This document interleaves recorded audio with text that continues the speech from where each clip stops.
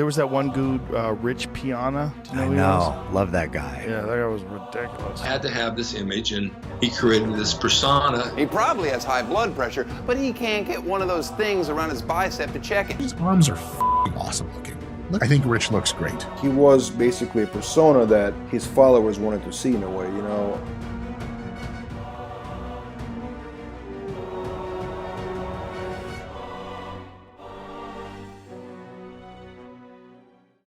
I think the biggest mistake that people make is not believing in themselves enough. When it comes to rhetoric around motivation and self-belief, these words ring very true for most. Because if everyone held an unwavering belief in themselves, then everyone would have a success story. Everyone and anyone would be able to succeed in maximizing their true potential. Unfortunately, however, this isn't the case. But to understand the role that self-belief plays in success would require a mastery of that self-belief. A mastery which, combined with grit, determination, and an insane work ethic, would lead to achieving whatever it was you had your mind set on. This was the MO and foundational philosophy of one of the most influential fitness figures of this generation, Rich Piana. The source of that opening quote: "If you've spent enough time in the fitness community, then you most surely have either come across Rich Piana's content or have at least seen his likeness somewhere." Because when it comes to the early pioneers of the fitness scene on social media, very few can say that they've had the lasting impact that Rich Piana has had. From his early success in the bodybuilding world to his transition to business and social media, Rich Piana's rise to fame was highlighted by not just overcoming adversity, but daring to break the mold in conventional standards of bodybuilding through his unfiltered transparency and candidness. In the process, he created a reputation and legacy unmatched by many, and still revered 7 years after his death. But to understand the legend of Rich Piana and the 5% movement, we need to go back to the beginning. Richard Eugene Piana was born September 26, 1971 in Glendale, California, to his mother Jeannie and his father, whose name is unknown. His parents had separated when he was 2 years old, which left him bouncing between his mother's place in Sacramento and with his father in Los Angeles. According to Rich, he grew up with tons of diversity and exposure to all kinds of people in different cultures, giving him an appreciation for those that were different from him. With his parents being divorced, he was left in the primary care of his mother, who did the best she could to give him as stable of a life as possible. But as is the nature of single parenting, combined with financial hardship, this became very difficult. Stability wasn't common in his childhood, as Jeannie had to juggle multiple different jobs just to keep food on the table. They spent a lot of time going from place to place, primarily living in low-income housing and living off food stamps. The constant change of scenery taught Rich at a very young age to adapt to the unpredictability of life and the curveballs that come with it. Despite the chaos, the relationship between Rich and his mom was the constant he had in his life, because despite the hardships they faced, she had always made sure that he was cared for. So when looking back on his childhood, he claims that he would not have changed a thing. Now, his mom was essentially the single biggest influence he had in his life, and the example that she set and environment she exposed him to would effectively determine what path he would be drawn to. And this is where his introduction to the gym would start. You see, outside of working and being a single mom, Jeannie was also a competitive bodybuilder and fanatic of the sport. Living in California in the early 70s meant that she was a first-hand witness of bodybuilding's mainstream explosion that was happening with the rise of Arnold Schwarzenegger. This led her to not just surround herself with the most serious bodybuilders in the industry, but putting herself in the most serious environment, Body and Power Gym in Sacramento, California, which was unanimously regarded as a premier bodybuilding haven. So by the age of 6, Rich would step foot in the gym for the very first time, giving him his first impression on bodybuilding and physical culture. Nowadays, a 6-year-old would never be allowed on the gym floor of most gyms. But in the 1970s, it wasn't uncommon for parents to bring their kids to the gym if they had no other choice. And when you take into account Jeannie's place in the body and power community, a young Rich's presence was very welcome. By 9 years old, Rich had gone from watching his mom train to getting some reps in himself, and by 11, was already training regularly. His early training was guided by his mom and influenced by the older lifters in the gym he admired. His initial workouts were highlighted by a focus on fundamental movements like bench press, squats, deadlifts, and other compounds. These early sessions were critical in building his strength and developing his understanding of exercise science and anatomy and how they connected to bodybuilding. Now, one thing that he loved as a kid was He-Man, the superhero protagonist in the Masters of the Universe franchise. And the Masters of the Universe! I am Adam, Prince of Eternia and defender of the secrets of Castle Grayskull. Outside of his super speed, increased agility, and strength, He-Man was known for boasting a physique fit for the bodybuilding stage. I mean, look at He-Man and tell me that's not Tom Platz in a costume. Now, when Mattel released their line of He-Man action figures in 1982, Rich was lucky enough to get his hands on one of them, and instantly realized something the next time he went into the gym. There were real men who looked like these action figures at Body and Power. This made him realize that he too could eventually mold himself to be as jacked as He-Man someday. Now, what did he do to work towards that endeavor? Well, he did exactly what any curious kid looking to learn would do. He paid attention. He not only meticulously watched his mom train and observed her form, but he took notes from any massive guy in the gym he could see. A young Rich was learning firsthand what it took to be a bodybuilder: dedication, commitment, and consistency. However, what Rich was also seeing was the attention that the biggest guys in the gym got. He had begun to notice that his mom only dated and showed interest in the guys with the most impressive physiques. So, to an impressionable Rich, becoming one of those guys was the key to being seen. Now, by the time he was entering his teen years, he had amassed a ton of knowledge on training and nutrition to build that early foundation. He had been raised in the gym, having gone practically every day since he was 6. He basically lived there.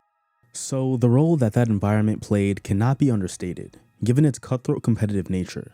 It was LA in the early 1980s, a time where you had to be somebody to make it, and Rich had every intention of making a name for himself at an early age. But being a self-proclaimed skinny kid, he had to figure out how he was going to get there. Having watched bodybuilders his whole life sparked an intense fascination with the art that naturally led him down a path of wanting to compete himself. This fascination in bodybuilding was further fueled by the bodybuilding magazines and videos he religiously consumed. He idolized a lot of legends, specifically Arnold, and aspired to build a physique as impressive as his. These influences were pivotal in shaping his bodybuilding aspirations and setting the stage for him to don a pair of posing trunks himself. He recalls seeing an issue of Flex magazine with Tom Platz on the cover in front of a sports car looking absolutely majestic, and it was at that moment that he realized that that was the image and lifestyle he wanted for himself. So from then on, he'd commit to becoming the next big thing in bodybuilding. Committing to bodybuilding wasn't without its challenges though. Rich dealt with the skepticism and ridicule of his peers who didn't understand the lifestyle and saw it as a waste of time.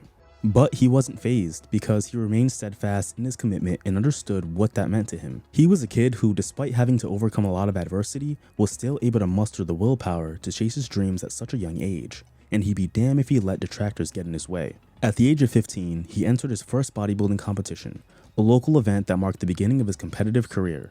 Being a novice competitor and one of the youngest on stage, Rich, like any other new competitor, was extremely nervous. But after getting the nerves out, he was able to make his way to an overall victory. He then went on to compete at 2 more local amateur shows, winning the overall at both. This early success fueled Rich's drive to be great and reinforced his belief in his own potential. These overall victories were crucial in building his confidence and laying the foundations of his reputation in the bodybuilding community. He was still a very long way from being pro, but winning at that young of an age in the most competitive state to be a bodybuilder was the ultimate confidence booster. But more impressively, this was done with limited resources. Having been prepping alongside his mom with limited funds meant that the pair had to get resourceful. According to Rich, him and his mom would only eat half a can of Chef Boyardee raviolis and 4 eggs 5 times a day for an entire year, each meal only costing 70 cents. In fact, they had to get so resourceful that Rich limited the amount of times he would flush the toilet to save on the water bill. They'd even forego using the air conditioning during the hot summer months. Throughout this difficult time, Rich was fortunate enough to have had several mentors and training partners who did help him push forward in his young career. They offered him valuable advice and insight into what he could do to maximize his efforts, because they could clearly see the potential. The most notable mentor outside of his mother was Golden Era bodybuilder Bill Cambra, who took Rich under his wing. His advice on competition prep, posing, and mental toughness was invaluable, and Rich soaked all of it up like a sponge. An excerpt from a blog post by Tim Angle, a photographer who also trained at Body and Power, highlights exactly the kind of training experience the gym offered and the extent of Bill Cambra's support. The excerpt reads, "The gym we all trained at, Body and Power, was put together by Bill. The sense of family that came from that gym is the stuff of legends. The intimidating concept of walking into Body and Power as a young teen and seeing the massive physiques that were being built was almost too much to comprehend. Bill made sure that everyone felt welcome and made you feel like you were part of the B&P family." And, I was too young to know anything about working out. And I remember that one day everyone was like, "Who's that guy? who's the guy over there? Who's the guy? And he was wearing a sweatshirt and sweatpants, and it was Bill. And people were like, who is that guy? You know, he's a monster. As he progressed in his training and gained experience, he decided that he was ready to transition to a more competitive level of bodybuilding, which meant that he would have to pivot to the NPC, the gold standard of amateur bodybuilding, which is known for attracting the top amateur competitors around the nation. His entry into the NPC circuit marked a significant step in his career, challenging him to compete against some of the best athletes in the sport and test the fabric of his determination. Switching over required a higher level of dedication and grit that Rich knew he had. Despite the intense demands, he thrived in this environment, driven by his passion for bodybuilding and his desire to achieve excellence and surpass everyone's expectations. He desperately wanted to be the guy. It was around this time that he began to develop his own training philosophy, which would later become a hallmark of his approach to bodybuilding. His approach to training involved emphasizing high volume, lifting heavy weights, and maintaining consistency. He believed in pushing his body to its limits and constantly seeking ways to improve. His approach to nutrition was equally disciplined.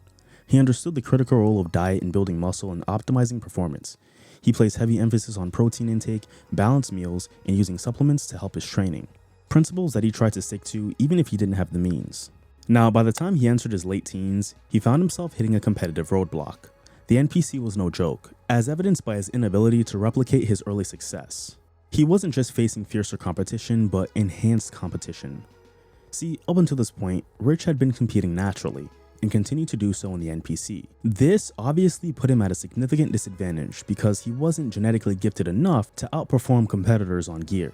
Now, this was also around the time that he began feeling the social pressures that came with being a bodybuilder and dealing with the feelings of inadequacy. This in turn affected his self-esteem and started his lifelong battle with himself and his obsession with crafting the perfect physique. He wanted to be desired by women, admired by men, and validated by his peers. He would let nothing stand in the way of achieving that. So, having gotten fed up with losing constantly, he'd begin to adopt a new philosophy that wouldn't just become the backbone of his training, but his entire life as well. The whatever it takes philosophy. Now, the adoption of this new mindset is what got him into the dark world of anabolic steroids. When I was a teenager, I was totally against it, 100%. I was 100% against it, said to myself, I will never do that, right? That's the honest to God truth. I did about 6 shows, and every single show, I got 2nd, 3rd, or 4th. Every single show, so I was close. I was right on the brink of winning, you know?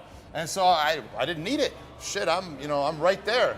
So I'm backstage pumping up, right? I'm pumping up. There's another guy comes backstage, starts pumping up. This guy's 6'3", right? 260 pounds, and the backstage guy comes up and says, excuse me, sir, the teenagers are on. The men's aren't gonna be on for another hour. You can't be back here, till it's time for the men's.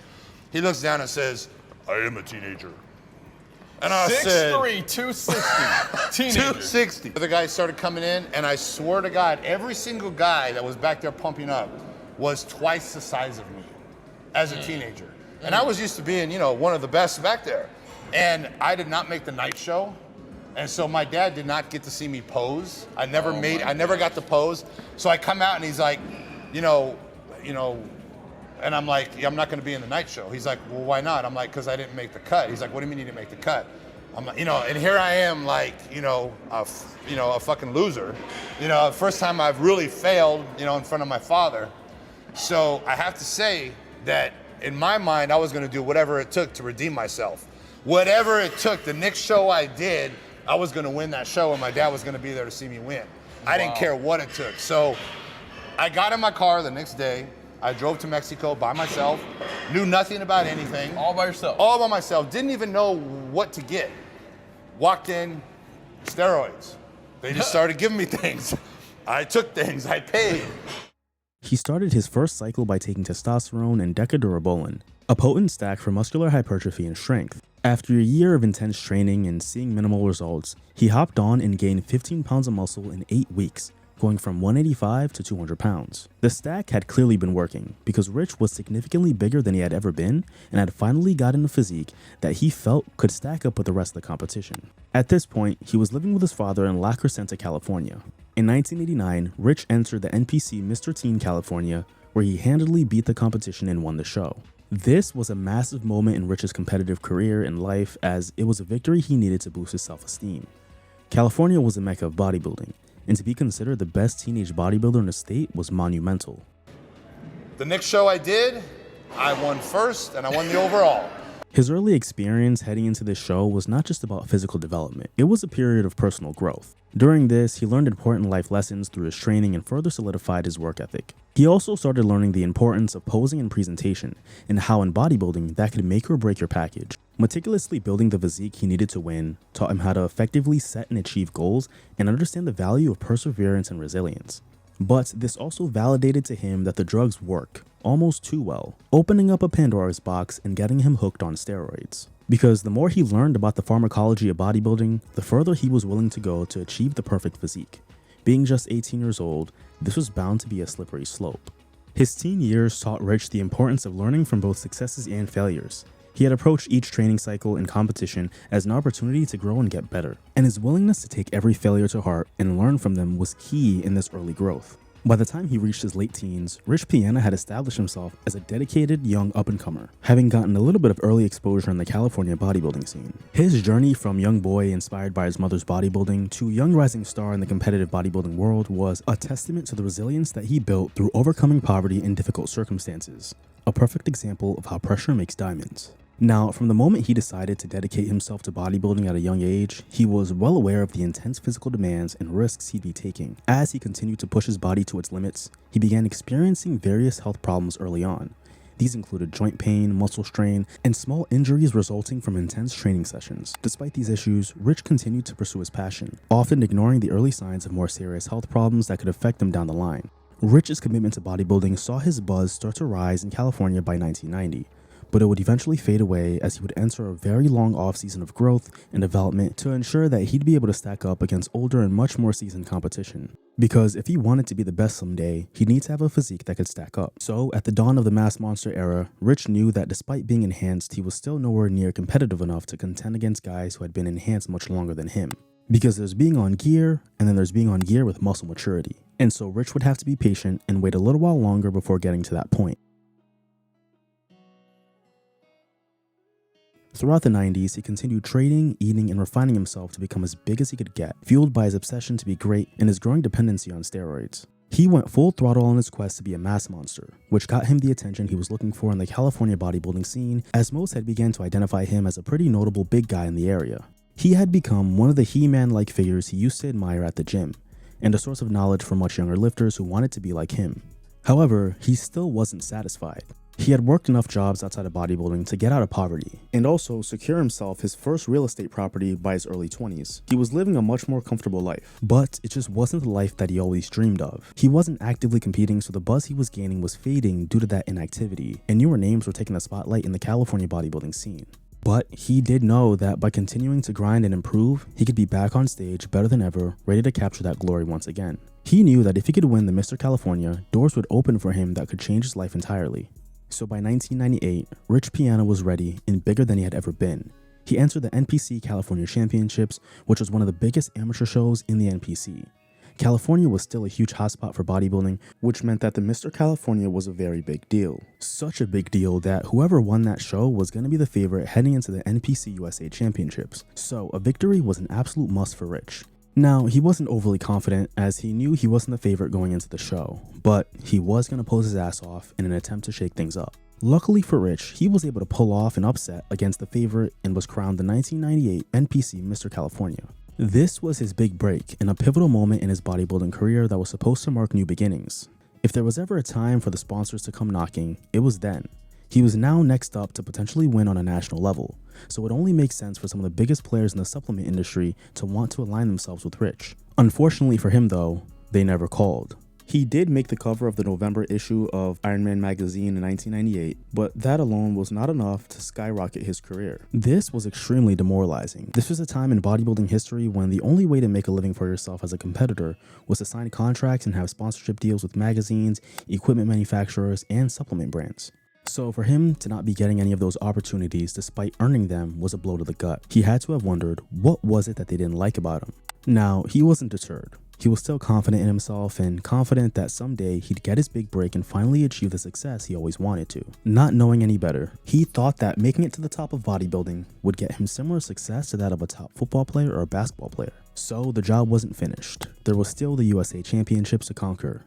so Rich got back to work in preparation for the following year's USAs in the hopes that a solid placing would give his career a boost. However, when the show came around, Rich would find himself battling with Dave Palumbo for a top 6 spot, multiple placings away from meeting the expectations that came with being Mr. California. Now, in terms of the package that he brought, he was solid for his first national appearance. He had the size and muscularity, coming in at a whopping 278 pounds, as well as the symmetry to be competitive. He did lack heavily in conditioning though, but his posing and presentation were on point, just not enough to shock the judges. This was late 90s bodybuilding, where the cream of the crop all had that wow factor, but this was something that Rich seemed to lack, especially standing next to more impressive competition. He finished 7th in the super heavyweight class, a placing that according to him, killed him. His prep heading into that show was the toughest of his career and one which he poured his heart and soul into. He had spent years building and refining his physique only to come up short and fall out of contention completely. This placing is what, according to him, caused him to lose his passion for competitive bodybuilding and subsequently caused him to give up on his goal to be an Olympian someday. He, quote unquote, was done with bodybuilding, or at the very least, devoting his life to it. He was still a competitor at heart and had been competing for most of his life, so giving up completely was not something he was ready to do.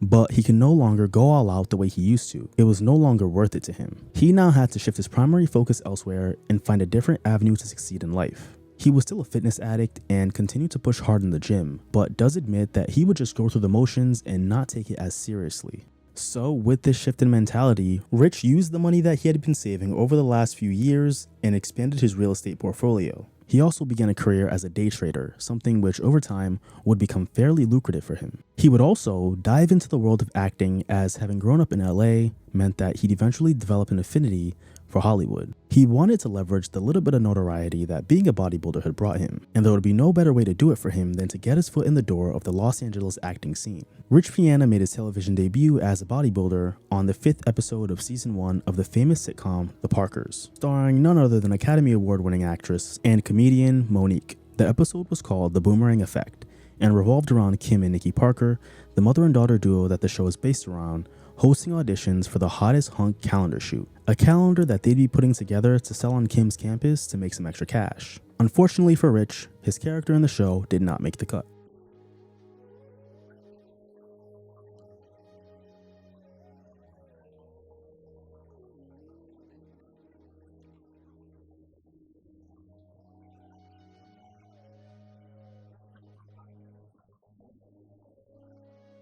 Now, soon after, he dove back into prepping for the 1999 NPC National Championships, another incredibly competitive contest where he didn't manage to place. This is unsurprising though, given his reduced level of dedication heading into the show. This only further drove Rich away from competing as he'd shift his focus to a life outside of bodybuilding. He was slowly starting to realize that outside of his mass, he didn't have the other genetic components to capture and maintain the attention of the judges. Despite wanting to be the guy in that realm, he just didn't have it, something that further damaged his already fragile self-esteem. He wanted acceptance and success within the discipline that he had spent his entire life trying to master, and falling short undoubtedly perpetuated the negative psychological damage that the pursuit of greatness can cause. It was around this time that he also got his first tattoos, which he got at the top of his traps, a massive part of what would eventually be his distinct and signature look, a big part of his identity. Something that over time would slowly start to set him apart from all the other bodybuilders within that scene. This distinct look, combined with his ability to network over the years, did allow him to shake hands with people who were able to get him opportunities outside of bodybuilding. One of these opportunities came in 2001 when he was able to get a gig as a stunt double in the Planet of the Apes remake, adding another credit to his acting resume. The following year, he made his next television appearance in the 17th episode of season 1 of Scrubs, titled My Student, where he portrayed JD turning into the Incredible Hulk.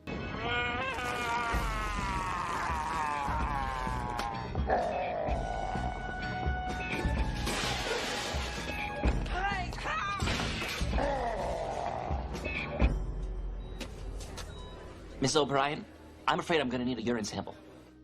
Now by 2003, he was back on stage at the NPC USA Championships where he placed 11th, not being able to stand out among the other super heavyweights. He'd follow that up with an appearance at the 2003 NPC National Championships where he failed to place altogether. In 2004, he made his next television appearance on the 2nd episode of the 6th season of Malcolm in the Middle, titled Busey's Runaway, where he played, you guessed it, another bodybuilder. Wow! huge! Thanks, mister. But we can always be huger and shinier. You out here all day? As long as those disability checks keep coming. And if you look closely enough throughout the episode, you'll notice some other notable names like Bob Cicherillo and the real deal himself, Chris Cormier. And you'll be fine, I promise. Well, Eddie, look at you, using that ATM like an old pro. I swear you've been doing it all your life. Now, at this point in his bodybuilding career, Rich hadn't won a show in 6 years and had failed to secure a top 10 placing since 1999 USA's. So approaching 33 years old with seemingly no light at the end of the tunnel, he continued pushing on because that's all he knew how to do, and he had no plans to stop. Now, despite having been prepping passively, whatever he did in 2004 was working, so he tries luck once again at the 2004 NPC National Championships, where he brought a much better package than all of his previous showings. His conditioning was the best it had been. He maintained his size and fullness, and all around was a lot sharper. This resulted in the 6th place finish among the super heavyweights, which, while it wasn't all that impressive, was a huge step in the right direction for him. That placing was the judges validating that they were noticing his hard work and willing to reward him for it. Now, while this placing could have marked the beginning of things to come, Rich didn't intend to capitalize on it. He wasn't going to take that placing as a sign of hope and remain steadfast in trying to find a way to succeed as a bodybuilder outside of competing. He didn't know exactly how he was going to do that, but having gotten some acting credits on his resume was a solid starting point. Over the course of the next few years, he'd continue his career day trading while building his real estate portfolio. All of this while remaining active in the California bodybuilding scene. He wasn't able to book any new roles in Hollywood as the demand for bodybuilders of his size were few and far between, but that didn't stop his abuse of PEDs. Rich's addiction to steroids had only gotten worse during his inactivity, as not being able to maintain relevance as a bodybuilder continued to negatively impact his mental health. Regardless of whether he was competing or not, Rich was still living the bodybuilder lifestyle for the most part, which, as many of you know, goes hand in hand with body dysmorphia. So for Rich, who basically grew up as a bodybuilder, this was inevitable. To him, a massive part of his self-worth was dictated by how big he was and how many eyes were on him. While to the rest of the world he was a mass monster, when he looked in the mirror, he saw a man that could be bigger. So he continued doing everything he could to get as big as possible. Whatever it took, he was going to do. By this point, his tattoo collection had also expanded, having added more ink to both of his arms, some ink on his shins, and a giant pit bull on his back to commemorate his longtime best friend. In fact, Rich was a huge advocate for rescuing not just pit bulls, but tons of other dog breeds as well. Now, it wouldn't be until 2009 that he would reappear, when a then 38-year-old Rich Piana would end his second hiatus by coming back at the 2009 Border States Classic in San Diego, California, where he won the super heavyweight class and the overall title. He was a far cry from his 2004 showing, and it was clear based on the package that he brought that his window for making any kind of impact at the pro level had long passed him. While he was good enough to win that local show purely off of size, he was severely lacking in every other area. And as is the case with most bodybuilders, he wasn't improving with age. He lacked separation in most areas, was holding on to a lot of water, and had obvious sight enhancement in his biceps, which caused there to be little to no separation or definition at all. It would be the same story at the Sacramento Championship that same year, where he won the super heavyweight class but could not nab that overall title. Despite his recent success, his competitive career was not without its challenges and setbacks. On the quest to be as big as possible, he was starting to run into even more issues, including more injuries that weren't recovering as fast as they used to due to his age. His self-imposed pressure to continuously improve had also gotten more intense. The combination of these issues also led to Rich developing a substance abuse problem, one that he would later on become very candid about. Whether you want to call it stubbornness or grit, despite the physical indicators that he should slow down, his no-quit mentality was still at the forefront of his beliefs.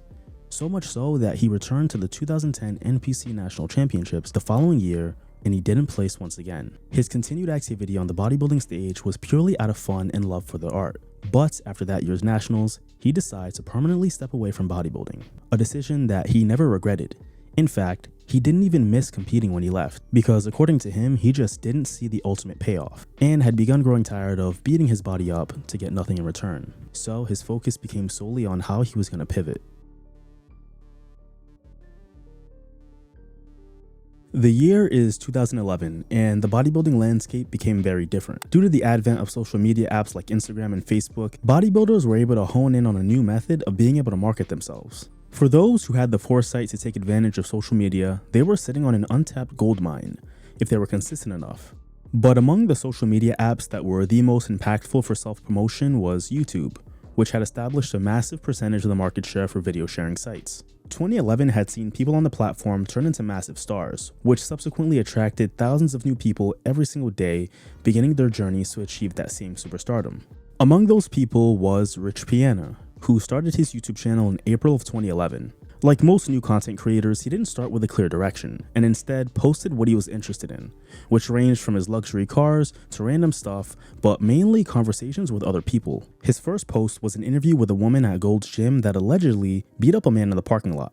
There was no real backstory to this or other context, but it showed Rich's willingness to engage in a conversation with just about anyone.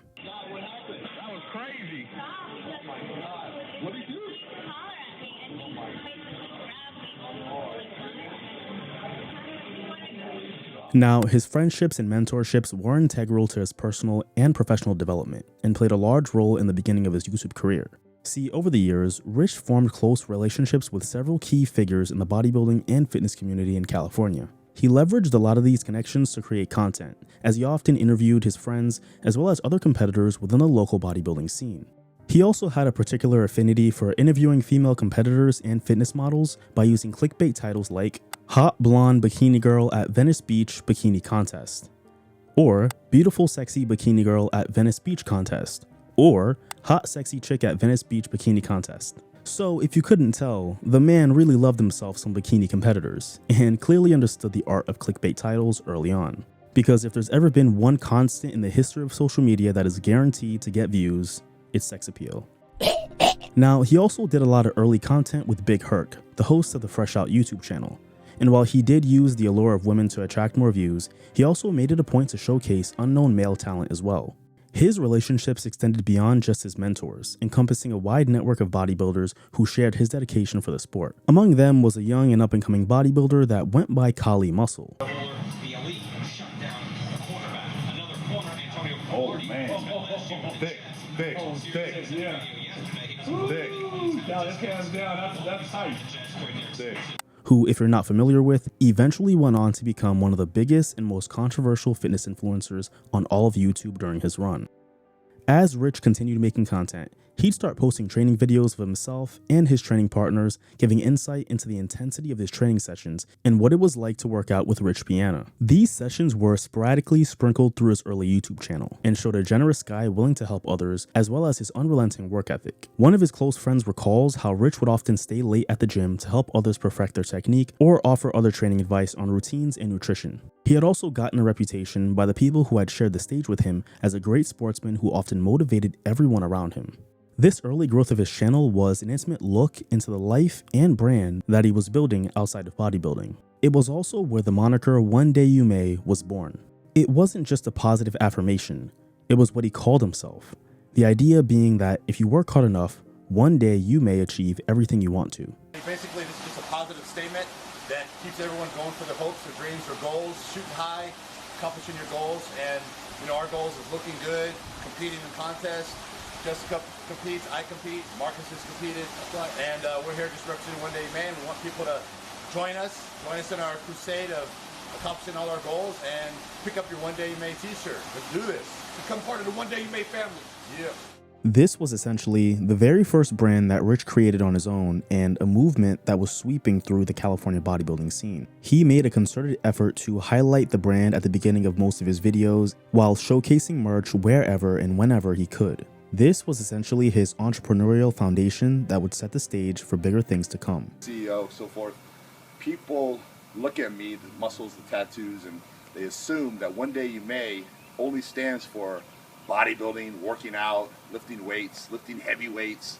And the truth is, it could stand for that, but it stands for everything. Whatever your hopes and dreams are, whatever you want to accomplish in life, One Day You May is a positive affirmation that just basically keeps you motivated, keeps you moving forward to accomplish those goals. His distinct look, combined with his enthusiasm and charisma, helped attract new subscribers to his channel, slowly increasing his exposure to more and more people within the community. But to those who were already very familiar with Rich, they were seeing a man who was changing a lot in a short amount of time. Behind all of the mounds of muscle and all the new tattoos that he inked on his body, was a man desperate for attention and validation of the masses, a man still battling with his self-esteem. This is evidenced by how inflated his arms had become, and the constant changes in his appearance like his haircut, going from his signature jet black hair to blonde to this interesting cornrow variation as well. To some, this was a man who was open about expressing himself through different style choices, while to others, it was a desperate cry for attention.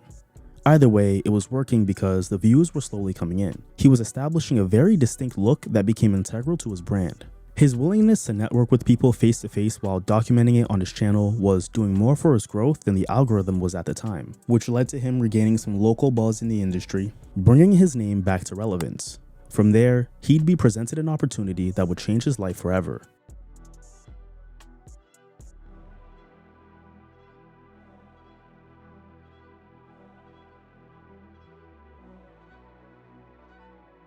In 2012, after having built a small following for himself along with his 23-year reputation as a bodybuilder in Cali, the supplement companies finally came knocking. See, among one of the many connections Rich made was Alex Ardenti, a film producer for Mutant Supplements, which to this day is still a major player in the supplement industry. Alex recognized that Rich's growing brand and personality made him more than just a juice head that the outside world saw him as. In recognizing his potential, Alex introduced Rich to Ryan Keller, the director of marketing for Mutant, who saw what Alex saw: the next big thing in fitness. Having seen the work he was doing on his YouTube, they saw the unique lane that he was carving for himself and felt that he had something special and it aligned with their brand. You see, they weren't necessarily looking for a bodybuilder anymore, as they understood the value that content creators could bring to their growing audiences that even bodybuilders didn't have. It was a highly criticized and seemingly head-scratching move to a lot of people. Investing so much time and money into a middle-aged retired bodybuilder instead of an up-and-coming one was a very unconventional choice. So despite Rich explaining to them that he had no plans on returning to the stage, they still wanted to work with him because they wanted Rich the person. He didn't need the money, as he had done pretty well for himself financially, so this sponsorship was mainly a means for him to have fun and expand his business footprint. The plan for Rich was to be the star of a new web series they were launching called Leave Humanity Behind, where Rich was recorded giving his take on various different topics ranging from training technique and advice to nutrition and supplementation. Maybe I feel like my back's a little weak body part, so I might train back 2 or 3 times a week. Maybe I feel like my shoulders are getting a little big for my chest. Lay off the shoulders, maybe hit them once every 2 weeks. Constantly changing my routine. Makes no sense to me to be on a regular routine, Monday chest, Tuesday back, Wednesday shoulders. Every week for years and years, your body's not going to develop evenly because some body parts grow faster than others. Everyone's genetics are different. Got to switch your workout around to match your genetics. Basically what I do is, I do the top dose, which is 4 scoops, but you know, I'm still not happy with 4 scoops because I always have to overdo everything. Have to. Can't do what everyone else is doing. Come on! He would even touch on the tabooest aspect of the fitness industry, which is steroid use. Having been on them for 20 years, he had a high level of insight on the use of PEDs, as well as some brutally honest input on the effects and risks. An aspect of his brand that would provide a refreshing perspective that was absent in the fitness space at the time. We talked about, getting off cycle. Yeah. A lot of people asked the question of, they were, contradicting what we were saying, what we were telling the people. Mm-hmm. And the thing is when you do get off a cycle, it's beneficial to your body to take that break. Sure. And, a lot of people still don't want to believe that, that it is beneficial. And it definitely is a mandatory thing. You have to get off your cycle and you have to give your body a break and let it grow. Mm-hmm. The series had 4 different installments, all produced by Alex Ardenti and released all over social media. And it was a massive hit.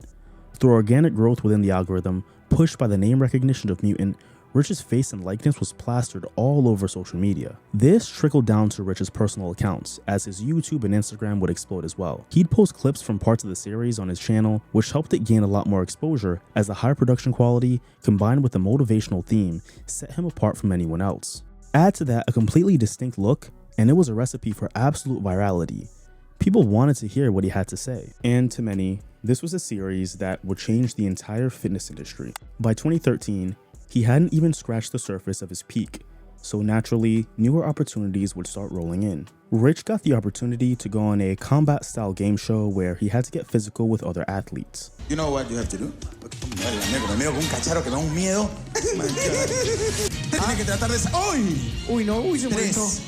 No, de todo, el tércoles. Siga, siga. Siga, siga. ¡Ah! Casi, casi lo saca. ¡Vamos, Rich!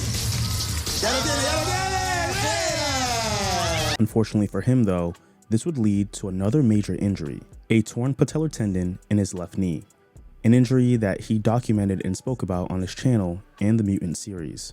And so it was all fun and games, and he told me, he said, don't be aggressive, don't push my guys. It's not a contest, I don't want my guys getting hurt, so on and so forth. And I'm like, yeah, no problem. Anyway, when I got out there, we were just, I was just not doing anything, as you can see if you watch the video. I was just standing there and just kind of waiting for him to pretend to push me. And then as he pretended to push me, I kind of, pretended to, not let him push me and back and forth. And basically, he went for like a double leg takedown, quick, kind of unexpectedly. And I sprawled a little bit, like, what the fuck was that, whatever.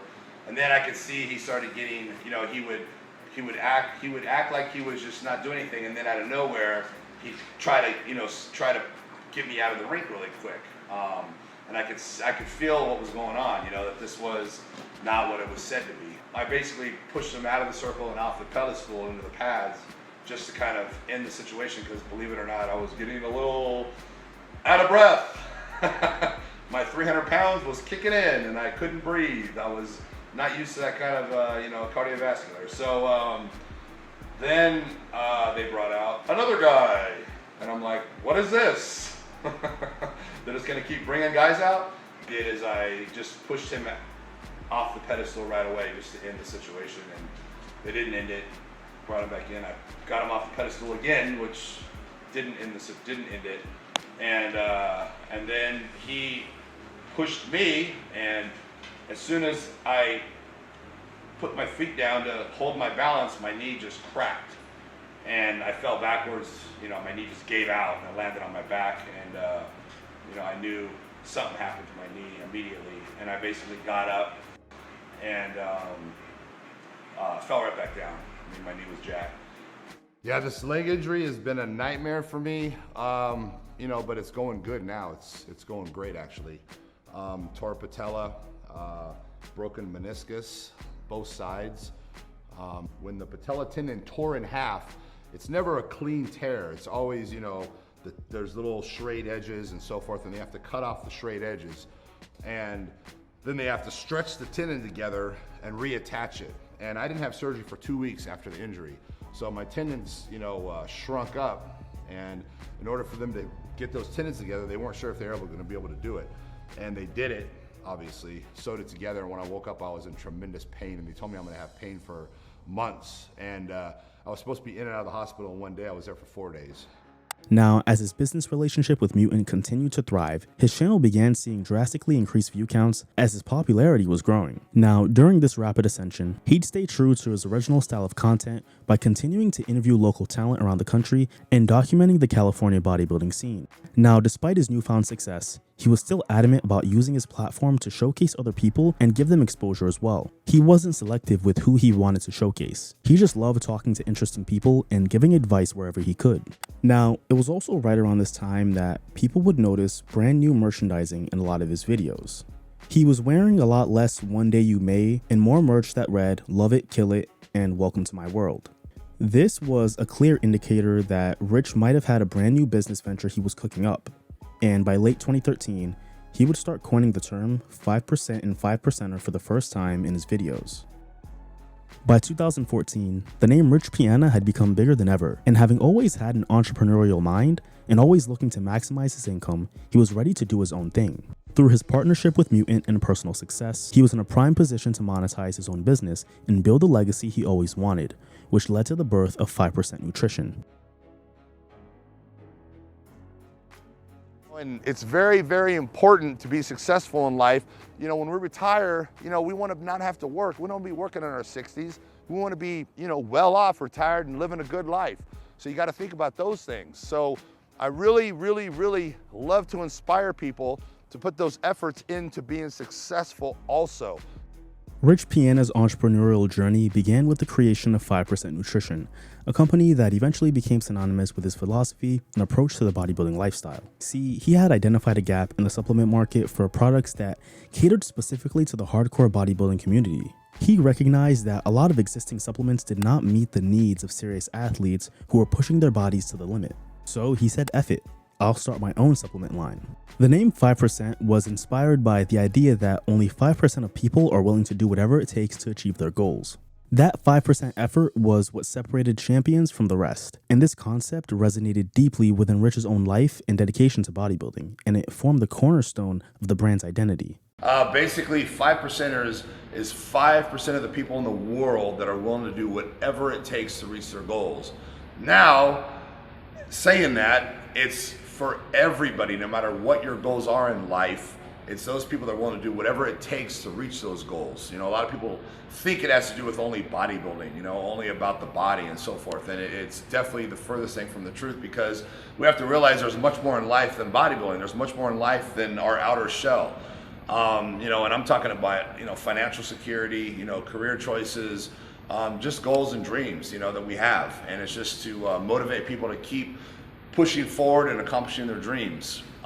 5% Nutrition was founded in 2014 and quickly became one of the most recognized and respected brands in the entire supplement market, mainly due to Rich's marketing. The brand's philosophy, encapsulated in its motto, whatever it takes, resonated with athletes who were committed to pushing their limits to the extreme. It initially started out with just training programs and nutritional guidance before expanding into supplements and clothing.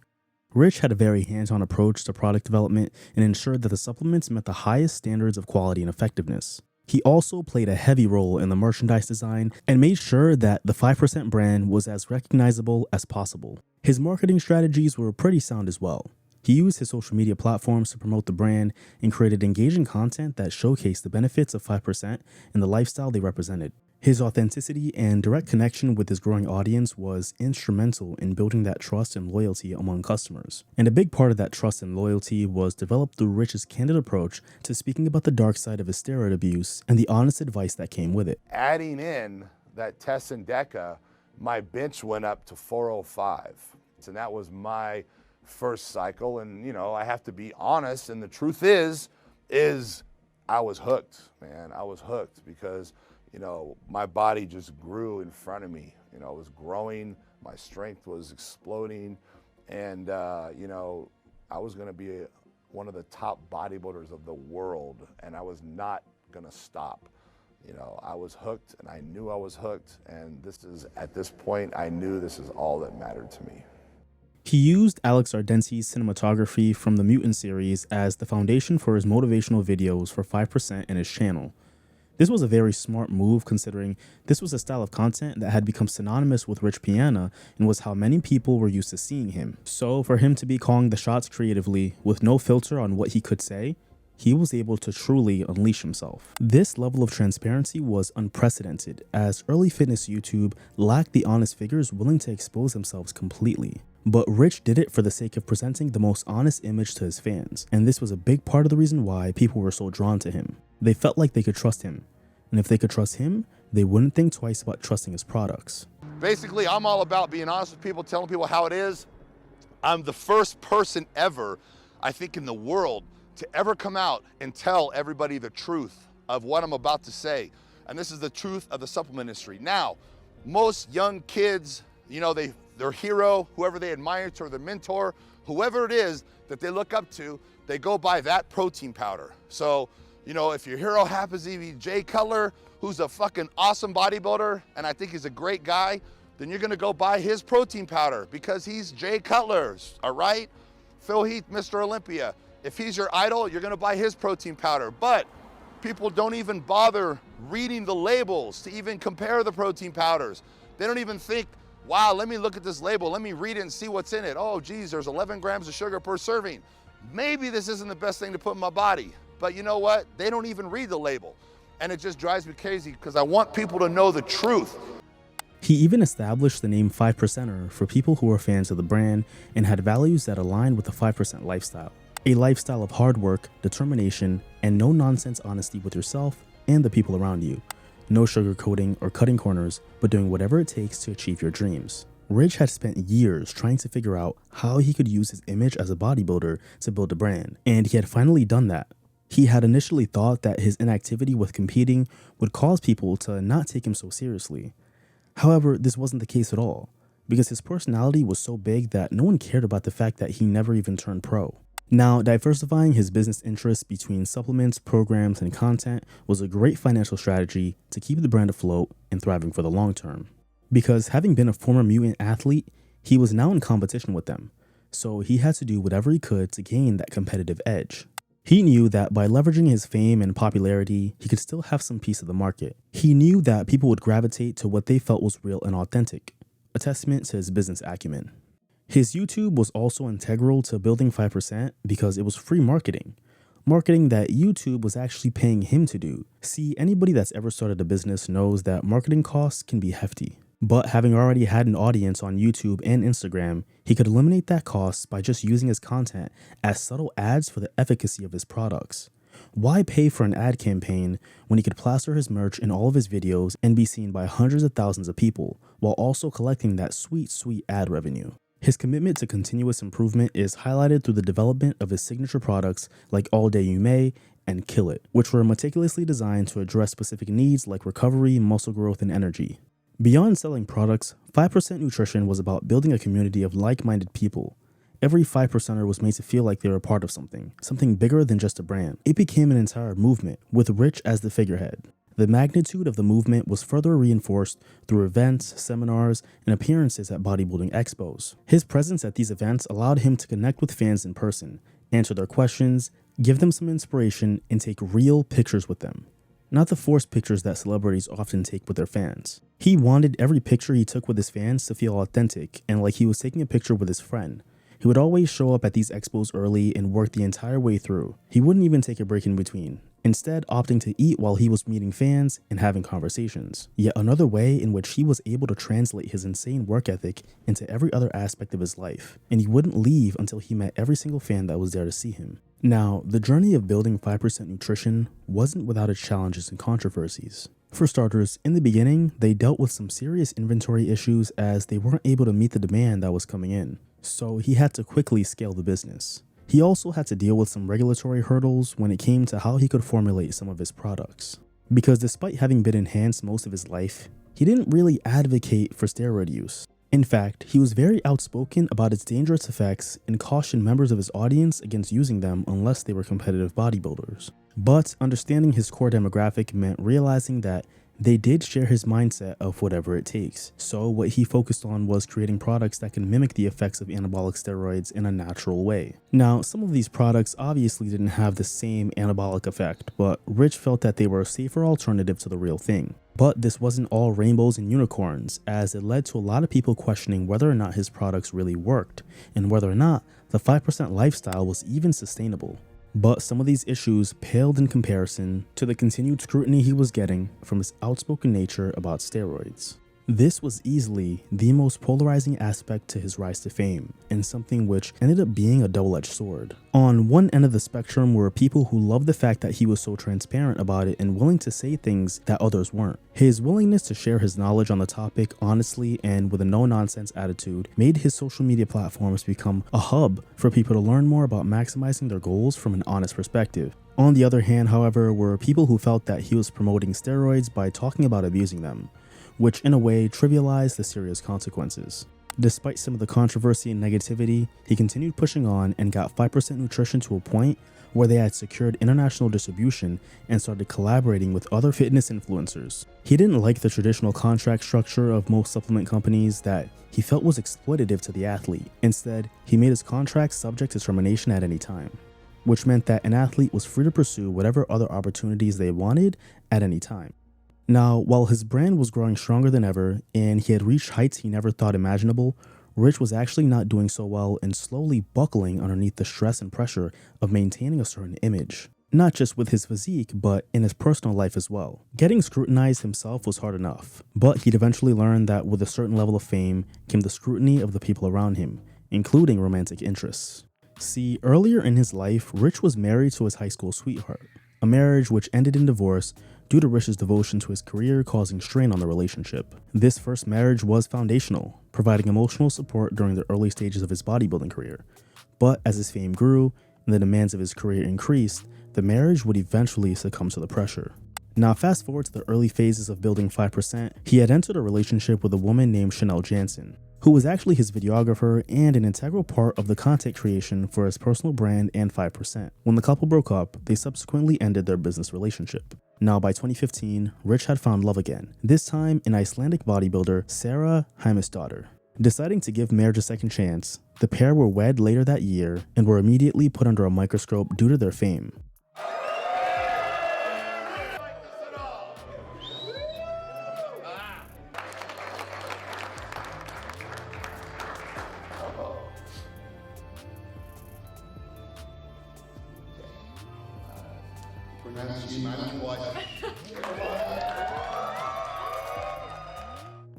This relationship was highly publicized, with the couple frequently sharing their life together on social media.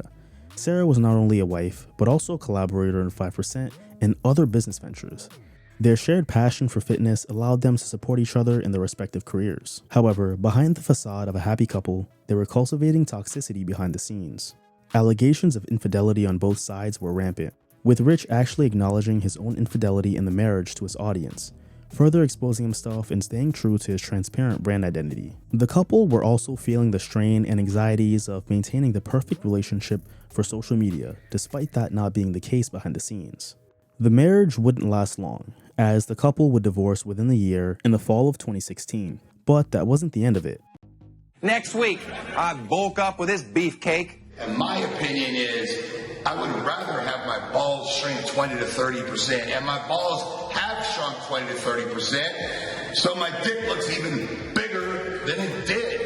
He hasn't used as many performance-enhancing drugs as Maria Sharapova. 2016 also saw Rich nab one of his biggest mainstream opportunities yet, when he was featured on an episode of Tosh.0 hosted by Daniel Tosh at the height of the show's popularity. Tatted, tanned, and way two-tone hunk is former Mr. California Rich Piana. He's produced, directed, and starred in hundreds of YouTube videos that reveal the dirty secrets of getting swole. This appearance was a part of a segment called Celebrity Profile.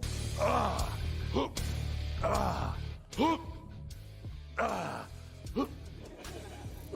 done with that? Oh, Christ almighty, you are huge.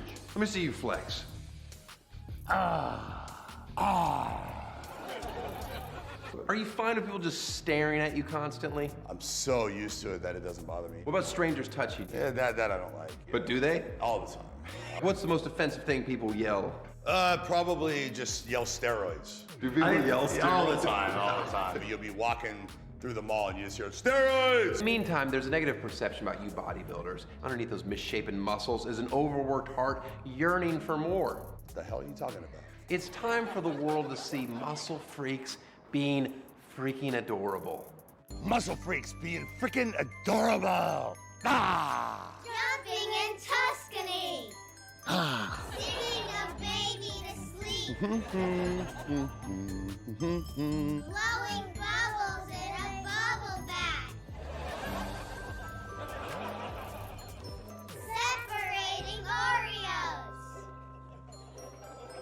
That same year, Rich published an expose on his YouTube channel about his ex-wife, claiming that she had been using him to get a green card. All right, now today I'm going to talk about a subject that I honestly never wanted to share. I never wanted to talk about it. It's my personal, private shit that's, it's just something I never wanted to talk about, but I feel like it's necessary. It's embarrassing for me to admit it, to realize it. People, family, friends, they all, Rich, you've known this girl for a couple months and you're gonna marry her? Like, what are you thinking, And people, said, hey, Rich, do you think this is a possibility? Did you ever? And I'm like, I took offense to it. And, what they were talking about is, she's just marrying you for a green card. Like, don't you see that shit? The first situation was I caught her stealing, and she was putting money into other accounts that, you know, were linked to her family in Iceland. And I learned a lot, and I'm moving forward, and things are fucking great. By 2016, the abuse that Rich had been doing to his body over the course of the last 27 years had been taking its toll. He made a habit of taking 2 IUs of growth hormone a day, not just for physical purposes, but for longevity purposes as well, or so he claimed. But beyond the gear abuse, he had also abused Adderall at the beginning of his career, taking it 3 to 5 times a week to give him that edge. His substance abuse had also not subsided, as the battle against his demons was one he had been struggling with his whole career. He was also physically in rough shape, as the years of intense training had destroyed his knees to a point where he had the smallest bit of cartilage in both of them. An MRI he had gotten had revealed that the patella tendon he had torn was like a piece of dental floss. He had tried everything, from physical therapy to stem cell therapy that cost $11,000. They had taken stem cells from his hip and put it into his knees, which according to him had done nothing to quell the pain. However, it is important to note that despite the severe pain that he was dealing with every single day, he never lowered his training intensity, which didn't help matters either. Now, the success of 5% was a blessing and a curse, because while it should have given Rich the validation that he desperately wanted, all it did was amplify his anxieties and insecurities and push him further and further down that dark path of abusing himself, as evidenced by the obvious cosmetic surgery that he got on his face, drastically changing his appearance from what it was just a few years prior. He had always been a tortured soul, who his entire life had to battle with the beast that was his body dysmorphia and the fear of never being big enough, also known as bigorexia. He was very aware of the risks that he was taking with his life by abusing PEDs, and in his own words, "I'm willing to take the chances, but I'm gonna do it as safe as possible." But the safety part of that statement was a mindset that he wouldn't adopt until his later years, when the damage had already been done.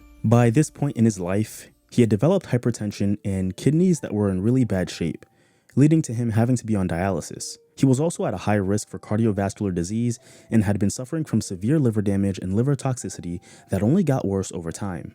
Steroids can be hepatotoxic, meaning they can cause liver damage, especially when used in high doses over long periods. Rich did undergo regular liver function tests to monitor the impact of his steroid use, but the damage was cumulative and difficult to reverse. It was the price he was starting to pay for the pursuit of perfection. The weight of being a role model and the fear of disappointing the massive fan base that he had amassed only drove him further and further down that dark path, the path of more steroids and more substance abuse. His battle with his addictions were a contrast to his public perception of strength and fortitude, because behind the big personality was a man who was constantly battling with himself. In May of 2017, Generation Iron released Generation Iron 2, the sequel to their original hit in 2013. Now, despite not being an IFBB pro, Rich was heavily featured in this second film. Vlad and the crew had followed him around, interviewing him and gaining more insight into the man who had become one of the biggest and most influential names in the fitness community. Now, while the film showcased praise for Rich, it also featured a prominent golden era bodybuilder who was highly critical of him and his brand. Bodybuilding legend Rich Gaspari was among one of his most vocal detractors, going as far as expressing his dislike for Rich Piana and the work that he was doing, claiming that it was sending the wrong message to people. Gaspari went on to say, "There's a lot of false, I call them false gurus. I'm not a big fan of Rich Piana because I just think he sends out a wrong message to the young millennials. There's a person that I feel, hurts the industry because they show the aspects of taking, the taboo part of taking the drugs, but then they're sitting there selling their products, touting that their products work and other ones don't." He would be far from the last person that Rich would have a bit of a rift with. Big Boy, who had built a pretty big name for himself in the California fitness scene, had come across Rich's radar, leading to him getting signed by 5% Nutrition.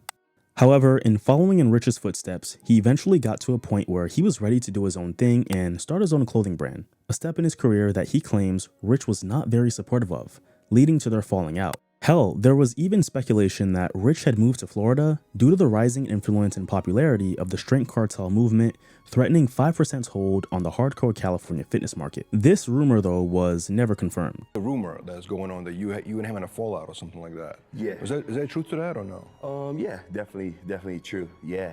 I was with his brand, his clothing supplement brand. 5%, right? Yeah, 5%. And he always told me like, hey, whenever you want to do clothing, just let me know. I'll be okay with it. So that's what I did. I came to him out of respect as a man. You know what I mean?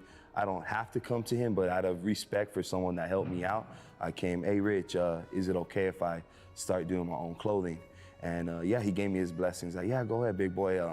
So that's what I did. And in return, he didn't show me the same respect. You know, he texted me at 3 a.m., like in the middle of the night. And to me, I took that like as disrespect. Like, you can't either call me or sit me down man to kind of let me know, hey, you know what, it's not gonna work out. I don't like that you have your own brand. Instead, he texted me at 3 a.m. and I took that personal and as disrespect, so. But the rumor is the reason, because he used to live in LA. Yeah, and then he suddenly moved to Florida. And the rumor is also because of the strength cartel, because you made his life I don't know, dog. I mean, I'm not him. I don't know why he made that decision. I can't, you know, I can't speak on that. I don't know the answer. Now, 2017 would also see Rich reunite with Chanel Jansen once again. After his marriage to Sarah failed, he restarted his business relationship with Chanel due to preferring her work over others. So, naturally, that led to the romance being rekindled in late 2016, which eventually led to them giving things a second try. You know, I ran into my ex, Chanel, at the gym, and she was visiting. And, you know, we happened to run into each other. And it's funny because I went to the gym in the morning, and I never go early in the morning. You know, I always go in the afternoon or the evening. And, you know, I woke up early and I decided to go to the gym, and I happened to run into her. And, you know, she's, you know, we said hello, and she said, how you doing? And I kind of told her, and she's like, oh my God, I felt bad. And, you know, we became friends, you know, she, you know, helped me through the situation. We talked, and, you know, and we slowly kind of rekindled our relationship, you know, and I have to say that I'm happy as I can be. The rest of 2017 would see Rich continuing his business as usual, continuing to make content, appearing at expos, and growing his business. However, as he was sitting at the top of the fitness scene, in August of 2017, tragedy would strike. The effects of Rich's extensive steroid use had led to his body reaching its limit, exacerbating his cardiovascular issues and causing severe liver damage. Among the myriad of health issues that he had been dealing with was high blood pressure and an incredibly enlarged heart. Despite regular medical checkups and efforts to try to manage his high blood pressure, the damage had already been done, culminating in a cardiac arrest on August 7th, 2017. He was getting a haircut by Chanel when it happened at 1:30 p.m. in their Clearwater home. She called 911 and was instructed to do CPR until the paramedics arrived 10 minutes later. They confirmed that his heart was not beating properly, but were able to restore it. However, too much time had passed, and the lack of oxygen for that prolonged of a period caused irreversible brain damage.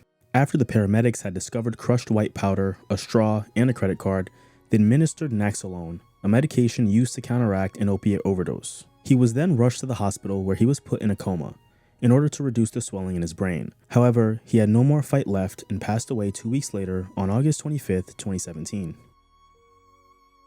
So over the last few weeks, I've been bombarded with questions of how did he die? What happened? What was he doing?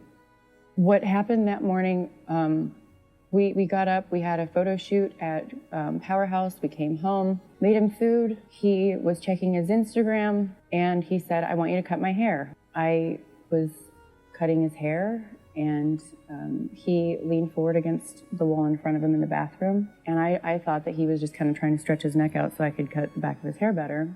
And all of a sudden he started to fall back towards me. And I said, baby, are you okay? As he came back, his eyes were rolled into the back of his head. I was kind of 3/4 to him and I went to catch him and he was sweating. So he slipped, fell, bumped his head and then fell back. His eyes were wide open and he was gasping. So his eyes are wide open and he's laying there. And I know usually it stops if I roll him to his side. So I rolled him to his side. I thought that he had passed out from maybe locking his knees or something and hitting his head. So I slapped him across the face a couple times, screamed his name, shook him. It wasn't working. Brandon got my phone, called 911, put it on speakerphone, threw it next to him. I said, I was cutting my boyfriend's hair and he passed out. I think he's having sleep apnea. I've got him on his side. No mention of drugs or overdose. So please get that out of your brain. According to my phone records, I was on hold or on call with 911 for approximately 10 minutes before the paramedics arrived. The only time I left him was to go unlock the door to let them in. When they came in, they checked his pulse. They said he wasn't responsive. I screamed and fell into the bathroom sink, 3 paramedics put him into our living room. They had to take me outside where I collapsed and I got put into an ambulance. Piana's untimely death sent shockwaves through the bodybuilding community and his fan base. The news made its way beyond just fitness outlets to several mainstream outlets as well, causing a mass speculation and interest in what may have happened. Fans and internet sleuths were reading every article available in an effort to get more information. Supporters poured to social media to express their condolences and stories about how Rich had changed their lives. The events after his death were a whirlwind of absolute chaos, especially for Chanel, as she had been the last person to see Rich before his passing. She denied that he was using cocaine, heroin, or any other recreational drug. She did, however, state that he would snort highly caffeinated pre-workout. Her claims that opiates were not involved then led to speculation about potential foul play, putting her under a microscope. She then revealed that his brain had been deprived of oxygen for over 30 minutes, and that in the days leading to his death, he had been acting very irregular. He had been dealing with shortness of breath, nausea, and fatigue, all potential warning signs of cardiac arrest. She also admitted that he knew his organs were enlarged, but was ignorant to the potentially deadly ramifications. He had an idea of what could happen, he just didn't think it would happen to him. Now, this was a highly salacious story, which only got worse once the autopsy was revealed, because to the surprise of very few, it showed significant heart and liver disease, caused by a heart and liver that were over twice the average amount of a normal healthy male. Despite knowing that his health was deteriorating, he just didn't know to what extent. And while this revelation was not a shock, the cause of death would be. The manner of death was ruled inconclusive, not giving fans and friends the closure that they had been waiting for. This was partly because no toxicology analysis was performed for the autopsy, and no access to toxicology analysis from his hospitalization was made available to the medical examiner. The hospital had actually discarded the specimens needed for toxicology analysis for later examination, despite being requested for preservation. This highly unusual chain of events and apparent oversight caused even more speculation as to what was really going on. Conspiracy theories about a potential cover-up would also start swirling around. The autopsy also showed no recent injury or physical trauma as a significant factor, ruling out foul play. Rich was later buried at Forest Lawn Memorial Park in Hollywood Hills, California.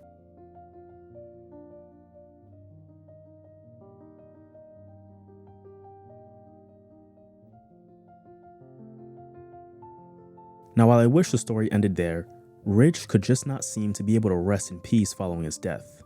Because in September of 2017, a video of him having a very scary episode was released on the internet allegedly by his ex-wife, seemingly in an attempt to embarrass him after death, making it clear that the warning signs of his deteriorating health had shown themselves long before the downfall. Baby, this is not normal. I know. I've seen stuff like this before. I'm afraid. Babe, what's up? Hey, babe, don't get upset, baby. Like this. No, that's serious.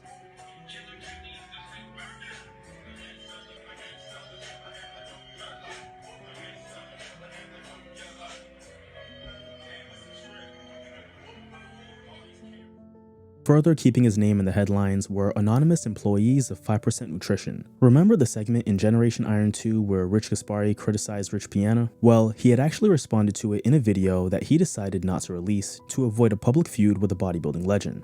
Well, not too long after his death, someone with access to the channel published this video, further creating more drama involving his name. Hey, what's up everyone? So today what I want to talk about is I want to talk about a particular person who decided to just come out of the woodwork and talk shit about me. Wow. Usually I ignore this shit, as you guys know. It happens so often, every day pretty much. You know, it's a normal thing I'm used to, so I usually ignore it and just keep on rolling, right? But this particular situation is someone that I looked up to. This particular individual was someone that I had up on my wall and I looked up to, and at the time, you know, he was one of the top bodybuilders in the world. I never thought later in life that, you know, he would be on a feature film talking shit about me. A lot of people were messaging me on my YouTube channel, on my Instagram. They're like, Rich, who is the old man that's talking shit about you in Generation Iron 2? Like, who is that guy? And what's crazy to me is that a lot of people, they don't even realize who he is. Yes, he was caught putting steroids in his products. This infuriated his grieving mother, who went on to put out a statement denouncing whoever was behind that post. The statement read, "Due to legal reasons in the current investigation surrounding my son's death, I am limited as to what I can comment on at this time. However, this latest video uploaded on my son's personal YouTube channel was the last straw for my family. I'm speaking out for my family, Rich, his legacy, and for his beloved fans. First and foremost, my family and I do not have any part in 5% Nutrition since Rich's passing. We do not support nor condone the company nor their practices in controlling 5% Nutrition in my son's personal YouTube channel. 5% Nutrition was created by Rich, and in our eyes, it was his dream which should have been laid to rest with him. My family and I have been trying to overcome the grief of losing Rich. No mercy, as 5% Nutrition has continued to milk my son's name and image for monetary gain, splicing old videos to create new ones for more YouTube money, trying to replace Rich with various athletes which never worked. It was appalling watching this latest video. The comments below the video indicate Rich's fans do not appreciate this content either. Fans are not fooled by the uncaring and despicable greed. Worse yet, this video does Rich such injustice by the very company he created. Sickening. In closing, I would like to thank Rich's fans for standing up to the greed. Rich's fans meant the world to him. We thank you for your love and loyalty. Last but not least, we thank Dave Palumbo for his support in giving us a platform.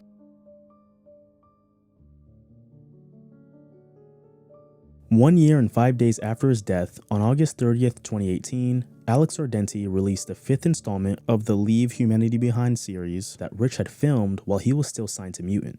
This final series was shelved once Rich left to focus on building 5%. However, it hadn't been seen by anyone, including Rich himself. The final installment is a 46-minute episode, structured just like the previous ones, with additional trading footage and B-roll at the end. 1 month later, on October 19, 2018, Generation Iron and Vlader Studios released a documentary about the life of Rich Piana, called The Rich Piana Chronicles. The film consisted of unreleased, never-before-seen footage filmed during the production of Generation Iron 2, a couple years prior to his death. It includes insight into his life, as well as a retelling of his life story and training philosophy. It also highlighted the scale of the 5% operation and how big it really was behind the scenes. If there was one thing that this documentary proved, it was that Rich was really a larger-than-life character. Both the Rich Piana Chronicles and the final season are available for streaming on Tubi. In 2023, a book on his life was released called Rich Piana Beyond the Iron: The Extraordinary Life of Rich Piana. Rich Piana believed that honesty was crucial in an industry shrouded in secrecy and lies. He felt it was important to demystify the use of steroids and to provide accurate information about their risks, side effects, and competitive benefits, whether people wanted to hear the truth or not.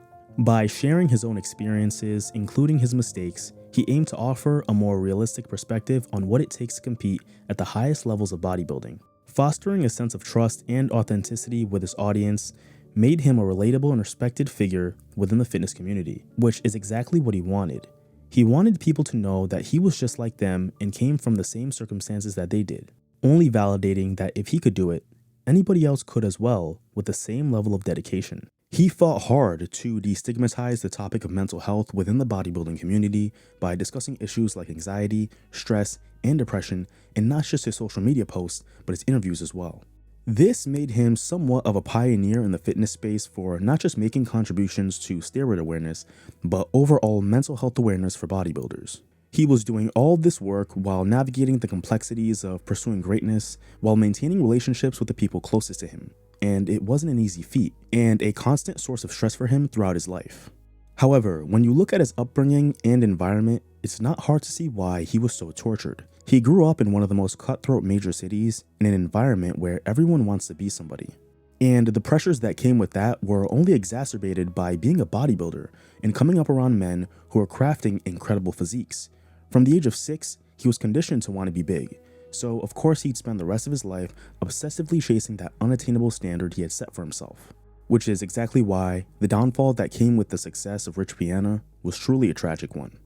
His legacy serves as a cautionary tale about the long-term consequences of steroid abuse, highlighting the need for a balanced approach. In a way, his death served the purpose in validating everything he said about the use of steroids from his experience, which is that for most people, it's just not worth the risk. As you guys know, people that follow me know that I'm talking about them because I'm trying to educate people. And as you guys know, I'm against people taking steroids. Anyone that's natural, that's thinking about taking steroids, I tell them don't, don't, stay natural. Despite no longer being with us, Rich's influence continues to be felt in the fitness community. His philosophy, motivational messages, and educational efforts have left a lasting impact. Because you can still find old clips of his content posted by multiple fan pages on Instagram, TikTok, and YouTube, further keeping his legacy alive and well. Those who followed him closely still describe to this day the sense of community and support they felt through his online presence. His response to comments, engaging live streams, and genuine interest in getting to know his fans is a factor in what truly set him apart from most, and made his death all the more impactful. Rich Piana's journey was one of extraordinary dedication, relentless pursuit of excellence, and a willingness to break barriers. From his early beginnings influenced by a fitness-oriented family to his rise as a bodybuilding icon, Rich's life was marked by overcoming adversity through a no-quit mentality, and through consistency, eventually finding your calling. These days, 5% Nutrition is still alive and well and running strong. Ran by CEO Peter Hick, the brand continues to fulfill its original mission by providing products for the 5% of those willing to go the extra mile, regardless of what they're committed to. Instead of losing faith and giving up, the staff that Rich employed became even more dedicated in continuing to build the brand. And as stated on their website, since the founding of 5% Nutrition, Rich Piana has had the support of a loyal social media following, plus an entire office team. He knew what he did not know and wisely partnered with experts in sports nutrition and bodybuilding supplements, hiring industry experts, and tapping consultants for their honest product feedback. Much of Rich's team, which had been handpicked to run his sports nutrition and apparel empire, is still working under the 5% Nutrition banner. Rather than quit when we lost our leader, we took a page right from the book of Rich Piana, pushing through the pain of his loss in August 2017 to preserve and get reorganized around a future without our living legend. We work each day to develop new products and expand the existing product lineup, all while staying true to Rich's vision of the future, which he established when he founded the company. You are the 5% nation that defines the 5% family we know, love, and respect. Together, we are the 5% nation. In reflecting on Rich Piana's life and legacy, we are reminded of the enduring impact that one person can have on a community and beyond, but also the harsh reality that behind some of the greatest and most positive minds can lie a more troubling reality than what is seen to the rest of the world. What can we learn from the life of Rich Piana? It's that the grueling road to success often requires an immense amount of sacrifice and a level of dedication unmatched by those around you. But the road to success and effects of adopting the whatever it takes mentality is not for the faint of heart. But whatever it is we pursue and compromises we make to get there are decisions and consequences that we need to be willing to accept in the end. I hope you guys enjoyed exploring the complex life and legacy of Rich Piana just as much as I enjoyed creating it. Thank you guys so much for your support. I'm Large Kofi. Thank you for watching.